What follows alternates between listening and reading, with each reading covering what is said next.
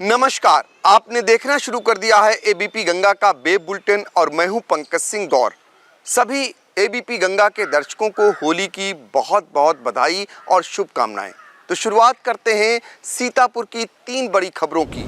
सबसे पहले शुरू करेंगे सबसे बड़ी खबर से।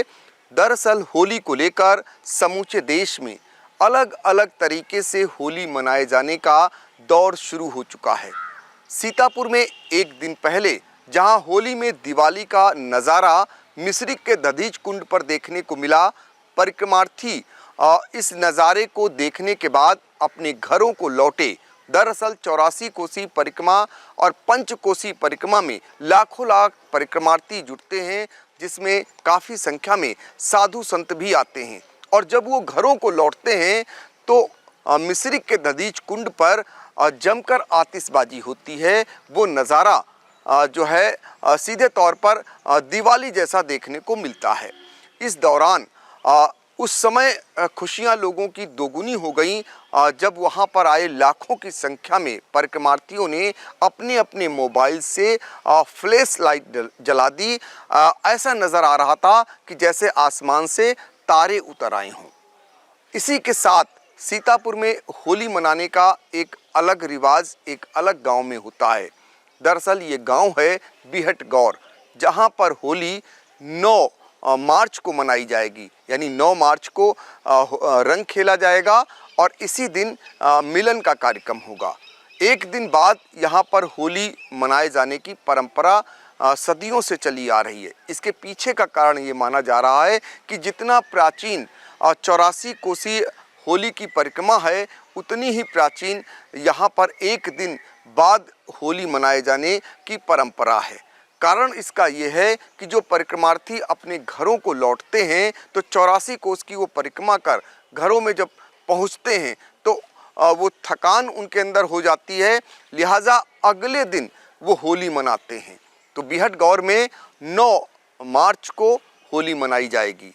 इसके अलावा सीतापुर में एक अलग अंदाज में भी होली के दिन हास्य पुहार की गंगा बहती है, यूँ कहें।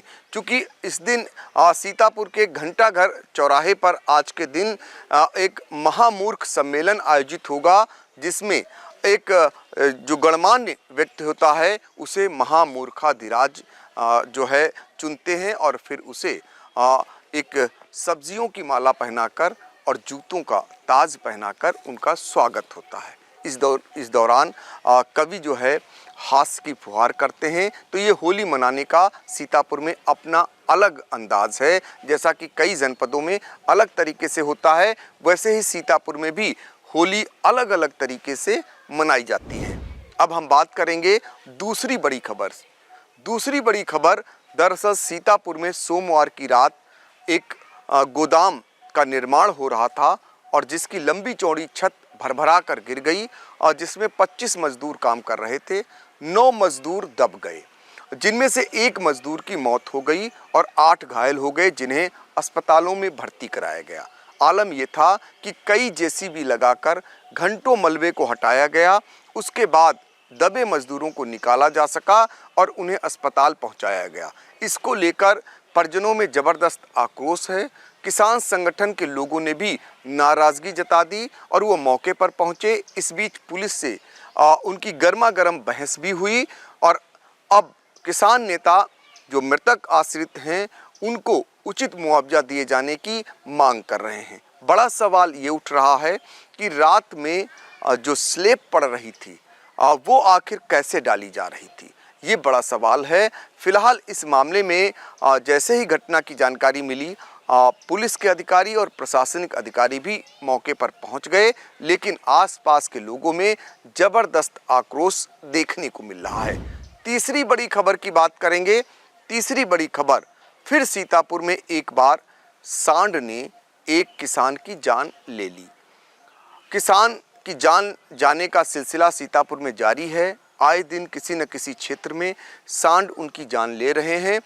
इस बार सीतापुर के लहरपुर कोतवाली इलाके के बिलरिया गांव में उस समय हादसा हुआ जब एक युवा किसान अपने गेहूं की फसल की रखवाली करने के लिए खेत गया हुआ था। जहां पर सांड ने हमला बोल दिया और जिसमें उसकी जान चली गई। इसको लेकर आक्रोशित किसानों ने लहरपुर तंबौर मार्ग पर शव रखकर जाम लगा दिया। सूचना पाकर एसडीएम लहरपुर अनुपम मिश्रा भी मौके पर पहुंचे। तहसीलदार शशिबिंदु द्विवेदी और कोतवाल आलोक मणि त्रिपाठी भी पहुंचे और जब ये आश्वासन दिए कि जो आवारा सांड है और जो आवारा गोवंश हैं उनको पकड़वाया जाएगा, साथ ही मृतक आश्रित को 5 लाख का मुआवजा दिया जाएगा।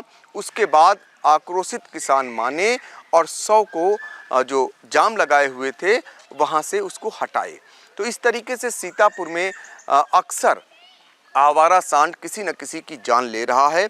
इस बार एक और किसान की जान ले ली है। अब देखना होगा कि कब तक इन पर नियंत्रण पाया जाएगा।